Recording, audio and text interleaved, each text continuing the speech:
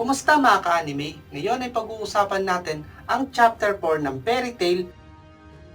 Dumating na nga sila Natsu sa Elmina Valley.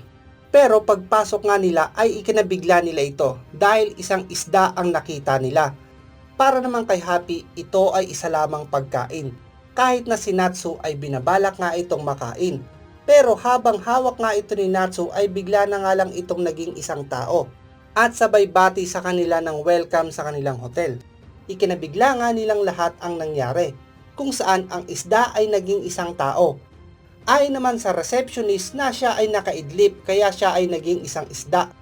Dahil dito ay naguluhan sila Natsu kung ano ba talaga siya, kung isang isda o isang tao. Pero sa pagkakataong ito ay nagmamadali nga ang receptionist dahil muntik na nga daw niyang makalimutan ang kanyang date kay Samiko. Pero habang paalis na nga siya ay sinabi niya na kung may balak silang tumuloy sa hotel ay kinakailangan nga nilang inumin ang isang inumin na nasa kanilang kwarto. Dahil ayon nga sa kanya na hindi nila kakayaning mabuhay sa lugar na yon, kaya nga kinakailangan nilang mainom yon. Kahit na alam nila na tila kakaiba ang lugar na iyon, ay wala na nga rin silang magawa kundi tumuloy na doon. Dahil lahat na nga sila ay pagod sa paglalakbay. Pagpasok pa lang nila ay napansin na nga nila ang isang bottle at akala nga nila ito ay isang lason. Habang sa kabilang panel naman ay mapapansin na si Gray ay tila nasa isang kwarto na puno ng tubig. Dahil dito ay tila nag-alala nga siya, pero habang tumatagal ay napansin niya na kaya niyang huminga sa loob ng tubig. Dito nga mga ka-anime ay napansin niya na ang buong lugar ay tila isang dagat, pero habang nag-aalala si Gray ay napansin niya sila Natsu at ang iba pa na nagsasaya na nga. Biglang lumapit ang receptionist at nagsalita. Mukhang lahat kayo ay uminom ng gamot. Nakakatulong ito sa inyo para sa mga hindi isda na maka-adapt sa paligid o makahinga sa tubig. Patawarin mo ako at huli na akong nakapagpakilala.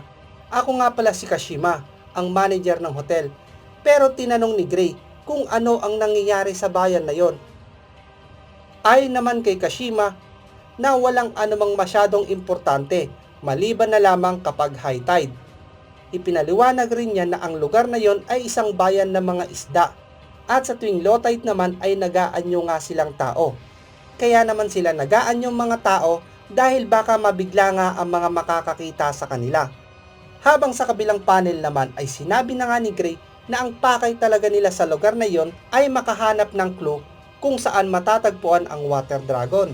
Pero sa pagkakataong ito ay tila nag-iba ang mood ng lahat ng isda dahil bigla na nga lang silang nagalit nang malaman nila ang pakay ng grupo nila Gray. Ayon nga kay Ursa na hindi nila pwedeng saktan ang mga ito kaya kinakailangan na lang nilang tumakas. Ayon naman kay Kashima, nakagaya lamang ito ng mga tao na pumunta nung nakaraan na ang pakay lamang ay ang water dragon. Habang sa kabilang panel naman, tinanong nila si Tauka kung ano ang mahika na ginagamit niya. Ipinaliwanag naman niya na siya ay isang water type. Dahil dito ay tila nainis nga si Jubia dahil sa tingin niya ay ginagaya nga siya nito at ang pakay niya lamang ay walang iba kundi si Gray. Susugurin na nga sana siya ni Jubia pero inawat nga siya ni Gajil dahil huhulihin nga daw nila ito sa sarili nitong buntot. Pero habang nag-uusap sila ay tila nabigla naman sila dahil bigla na nga lang nagpakita ng buntot si Tauka. Ngayon mga ka-anime, bakit nga ba nagalit ang mga taong isda o ang mga isda nang malaman nila ang pakay ng grupo nila Natsu? Thank you and peace out. Hanggang sa muli.